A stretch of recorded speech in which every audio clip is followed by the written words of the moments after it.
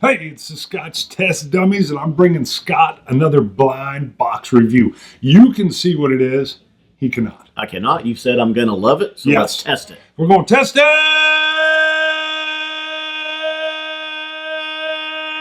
Blind box style, baby. Blind box. Blind box style. Woo!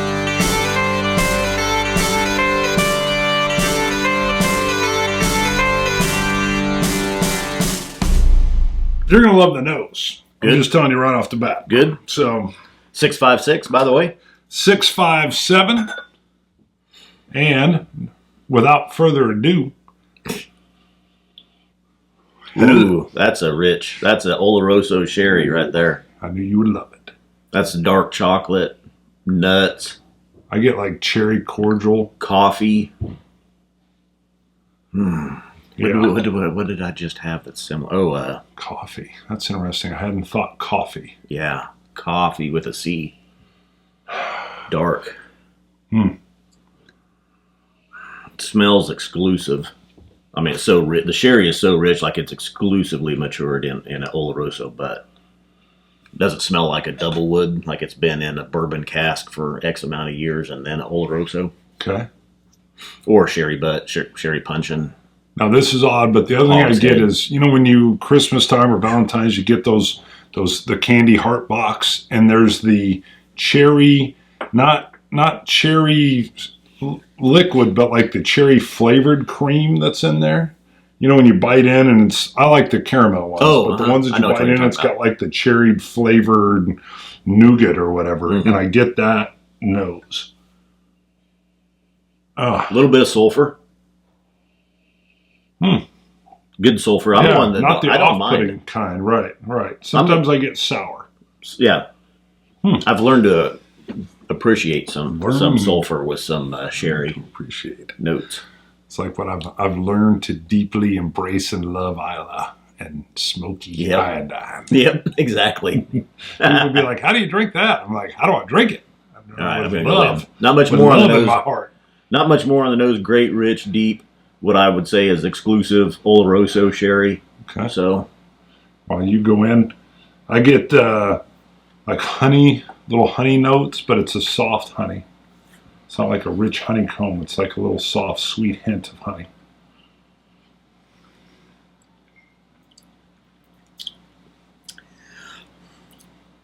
that is rich. There's a little bit of sulfur on the palate. A little bit, not much. Those deep, dark sherry notes, it's rich. It feels a little bit older. At least 15 years, I would say, minimum. 15 to 18.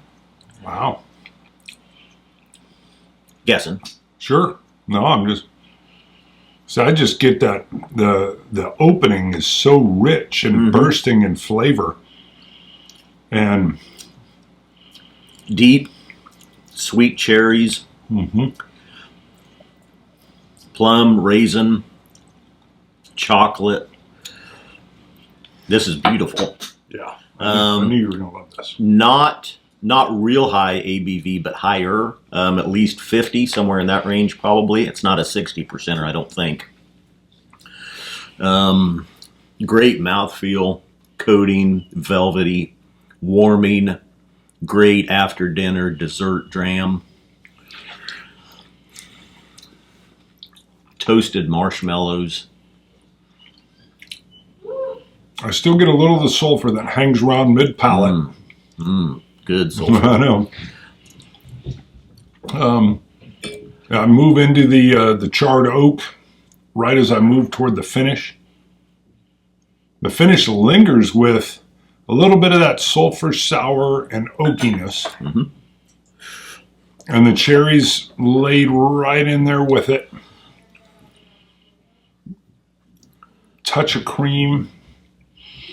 And then it must be the nose still affecting because I come back to those chocolate cherry nougat candy things. Nougat's the wrong word.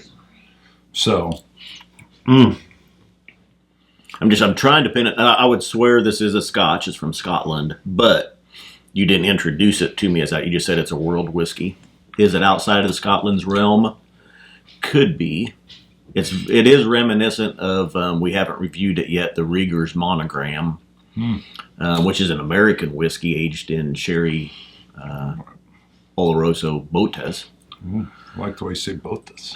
And that one I would confuse with a Scotch as well if I had it blind. But so I said world on purpose to be kind of vague. Yeah, but just tasting this blind sitting here, it feels it's a Scotch. I would guess it's a single malt. Older, a little bit higher ABV, exclusive, Oloroso mature. All right. So I wanted you to definitely try this blind, because the blind removes any of the, if someone were to say, well, of course you lean toward liking it because of XYZ. Yeah. The XYZ being, this one has what Wait a second. Before you reveal, is there anything else we need? If I was scoring this is low to mid 90s, maybe a 93, I would say. Okay. And if I paid $150 for this bottle, I wouldn't be disappointed. Wow. Yeah. So I'd put it in the 90. I like it. The quality's there. The flavors are there. I'm still not as much of a sherry fan as you, but it's very, very good. It's very quality. Maybe a 90. What did I say, 93? Maybe a 94. You said mid-90s, so I wasn't sure where that put you. 93, 94, maybe even. Rich, good. So this has a lot of what I call Scots in it. And I do mean Scots, because you're going to recognize... Ooh, we're getting that. Yeah, this is taking a trip. So open that up. Beautiful. I knew I'd had something similar in the past. You've had this in the past. Yes. So the single cask. Yep. Go ahead. You can from the distillery. Right. So we had our live show. I'll open this up so you guys can see it. We had our live show, and we were given live. Ooh, I almost dropped that. We were given the live access to their visitor center, and we went through the tasting process of their, I forget what their tasting center is called, but they've got the barrels right there. Just at the visitor center. The visitor center, yeah. And you can, but in it you have to go through, if you go through their upper level tour, you get to bottle your own.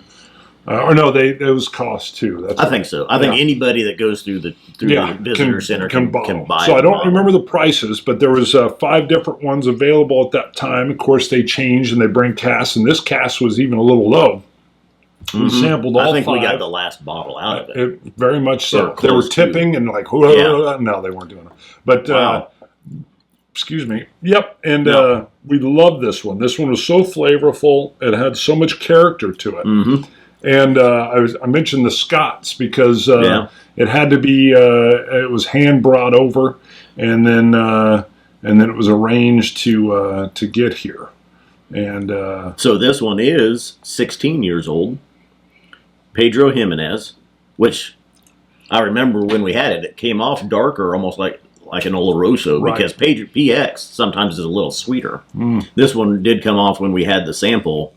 And you still have the box back here. Right. Matter of fact. Yep. So 16 years, 55.7%, so a little bit higher on the ABV. And I think it was 110 pounds, if I remember right, for this one. There you go. So it's part of that. Yeah. And woo! Yeah.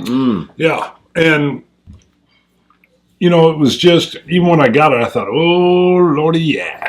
And then when I tasted it, I was like, I remember those good times. And it really, I know we will get to Tomatin at some point in time in person, but I really want to sit in the room. Again, go watch our live show. I don't remember which episode number, but it was one of our live shows, 517 something maybe, right? 520 something. I know we could look, but... I'm not sure. I'll put it in the description so you can connect back. You know what I was trying to think though. I almost believe though now this was like 10 years in ex-bourbon and then 6 years in the Pedro Jimenez. I don't remember for sure, This one might not have been exclusive to the PX. Yep. Maybe it is. Hand bottled. We literally watched this get bottled, and this is the magic. Live, yeah, on the live show, it was bottled, and so it was so kind of surreal, when it showed up, and that's why that was one reason I wanted to do it blind for you. Well, and that is a good call to do it blind, because when we have the distillery on alive and we're talking, everything is better. Right. So, but you get it blind, and this is marvelous. It's well done. Yep. I let the Scotts know. I said, hey, and they're both named Scott. Scott Adamson, Scott Frazier. I let them know, hey, I'm going to do this in a blind deal, so kind of keep it secret, so that you didn't know it had arrived. Yeah, I didn't even know you got it. So. Right. And then, and that was something for the viewers as well. By serving it up blind to you, we were able to make sure we got kind of and that's why I was vague and just said it's from the world. Mm-hmm. This whiskey is from the world. Yeah. So knowing what it is, anything else? I mean, I know you've just kind of explained everything you got. Yeah, no, I cover. I mean, it's I gave it a 93/94. Beautiful, little bit older. The price point, like I said, if I'd have paid $150 for this, I wouldn't be disappointed. If I'd paid $200 for it, I probably wouldn't have been disappointed. Right. Probably one of the better, if not best, sherry drams that I've had. Right, and we tried an Oloroso sherry, and they had the Virgin Oak, and they had the one that was just in their bourbon barrels. So, well, there's one more or two underneath. One more. Remember? That's right. The fifth one. Yep. Yep. We've got the 1990, and then the new make. That's the water. And then just the water that's in there, just to show that as well. It's a nice box presentation. We decided we're going to split up a little bit, do our Scotch God shout-outs. Will come on Saturdays now for a little bit. We'll try this. Then we're going to do our Traveling Dummies. Will be a Wednesday segment just to give a little break in the routine. Little break. But our Scotch God shout-out for this Saturday goes to Big Dog. Yeah, Bird Dog and Big Dog. This is on the Johnny Walker Game of Thrones White Walker edition. Big Dog says, I haven't read all 97 earlier comments, but I hope someone has already pointed out that if this was meant to get new people to try some Johnny Walker, they really should have put better whiskey in these White Walker bottles. Not what is by all accounts their worst ever. This reminds me of the poor quality of most decaffeinated coffee. The people who only drink it for the flavor get the worst tasting stuff, while the yummy stuff goes to people who only care about the stimulant content. Wow. Yeah. Wow. I would agree. I don't know that that's Johnny Walker's worst ever. It did not hit my palate. I know. You liked it better than I did. Yeah. And then I keep searching for the berry, though. On the hunt for there's no berry. Well, Matt from Dallas said that he prefers it iced, chilled. And when he does that, he does get the berry, like raspberries or something. And I tried it that way primarily just so I could see White Walker on the side of the bottle, which you can't. Winter is here. Well, sorry, winter is here. Yeah, White Walker, it says on the front. Winter is here is the little secret message. And then he said when it's not chilled or frozen, he just gets dry barrel with hints of vanilla. He gets what? I think he said, I'm paraphrasing, but he's like just very hints of, it was neutral grain spirit and hints of vanilla is what he gets, is what he said. So, get it. So, yep. So again, this was something that if you travel to the Tomatin Distillery, this is one of the options of which you can buy. And I can't wait myself for us to go and tour and experience their visitor center. Well, and what had happened with this one, though, this was, when they first started selling this cask, it was like 14 years old. Mm-hmm. But it's a little bit higher priced. Most people that go through will buy the couple of cheaper options. Sure. So this one had actually, that one cask had sat there aging this 2 extra years longer. So that's one deal with the distillery center. You could see some variances. If you get there when they just put a new cask in, sure, or if it's been there for a while and it's slowly drained because it's aging that spirit as it's sitting there. Right. But yeah, that was 55.7 ABV. If delicious. I didn't say it. Bottle number 300. 300. Yep. Bottle number 300 out of Cask. Number is that? It looks like 34913. So, and distilled on January 18th, 2002, bottled 2/9 of 18. So 16 years in a month. Yeah, sorry, 9/2. I got to remember that the Oh. day comes first. So it was bottled in September 2nd of 2018. Yep. So, cool. Well, All right. Scotch it, you Scotch gods. Cilantro. Dummies. Dummies.